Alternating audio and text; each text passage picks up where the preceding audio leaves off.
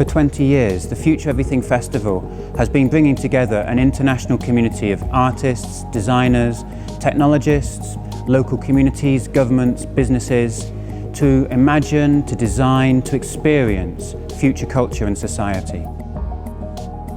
FutureEverything is both a festival and an innovation agency, interested in technology and how it's reshaping society in a really deep way.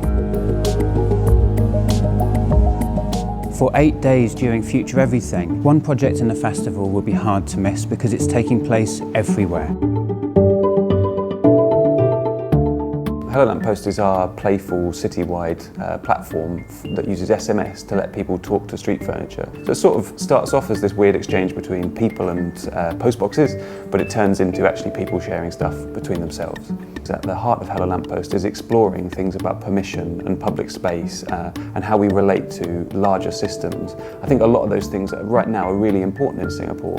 On the one hand, Hello Lamppost is a playful urban game. It's an art project.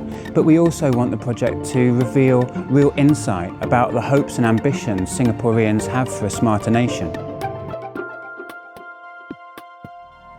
The Signals of Tomorrow Innovation Lab brings together some incredible people from Singapore and around the world to envision the future for a smarter nation, and then also to create and build prototypes that will enable people to experience an aspect of those futures. Art gives us an excuse to imagine and conduct radical experiments that might fail.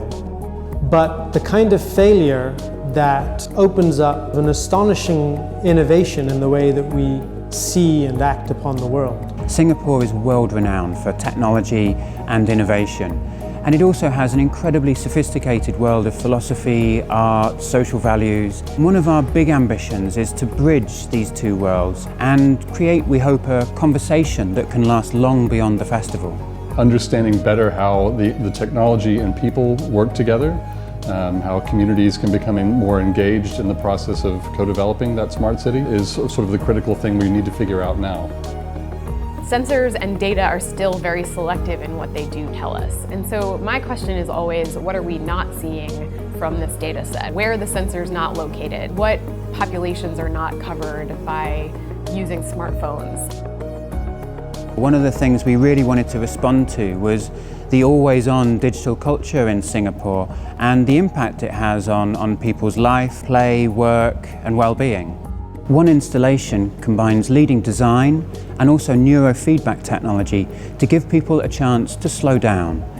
With Singapore, we're seeing a maturation of the smart city concept with more citizens and entrepreneurs calling for better design. We're in a really great position here to perhaps model what great design can be for a smart city. For 20 years, we've been part of a community who've brought together the worlds of art and technology. And in many ways, FutureEverything Singapore is for us a culmination of that 20-year journey.